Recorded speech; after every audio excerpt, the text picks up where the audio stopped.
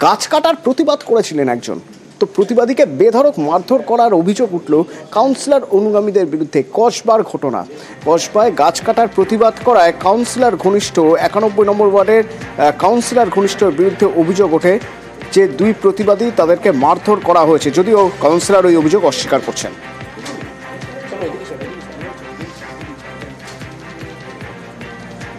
কারোর সঙ্গে কোনো কথা নেই, বার্তা নেই। দেখছি যে গাছ কাটা হচ্ছে, আজকে এসছি বাধা দিয়েছি। যারা এদেরকে অর্ডার দিয়েছিল কাটার জন্য, কেন গাছ কাটবে না, এটা জলাধার হবে কথা বলছে। তার মধ্যে এসে গেল ছোট মোটো তৃণমূলের কর্মকর্তা, বিপ্লব দাস, শেখর হালদার, আপনার তার আগে এসেছিল চামেলি খাঁ। এই যে 3জন 4জন যে আসলো, 5জন, এরা এসে আমার উপরে হাত চালিয়ে দিল।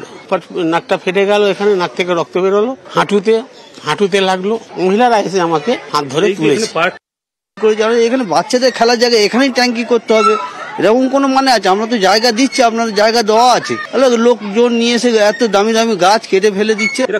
টিএমসির লোক ঘনিষ্ঠ বলতে আমাদের পাড়ার মধ্যে একজন আছে, বাইরে সবকিছু বাইরে। শেখর হালদার আছে আমাদের পাড়ার ছেলে, ওই নিয়ে এসেছে ওদেরকে। কোনো জায়গায় কাউকে কোনো জায়গায় গায়েও হাত তোলেনি, কিছুই হয়নি ঘটনা। এখন বানিয়ে যে কথাগুলো বলা হচ্ছে যাতে এখানে জলাধার না হয়, যাতে মিষ্টির জল এখানে লোক না পায়, পার্টি থেকে, সিপিএম পার্টি থেকে এটাকে এই ধরনের কথা উৎসাহ করার চেষ্টা করছে। যে জায়গাটা আরেকটা জায়গার কথা বলছে, সেটা কিন্তু কর্পোরেশনের সার্ভে ডিপার্টমেন্ট সেটাকে দেখেছে যে এটা রায়তি সম্পত্তি, এটাতে করা সম্ভব হবে না। সেই জন্য যেটা কর্পোরেশন সেখানেই কাজ করতে পারে, যেটা কর্পোরেশনের জায়গা। বললাম এখন আমরা উন্নয়নের কাজ করছি, মিষ্টি জলের জন্য চেষ্টা করছি, সেখানে ওরা কাজে বাধা দেওয়ার চেষ্টা করছে।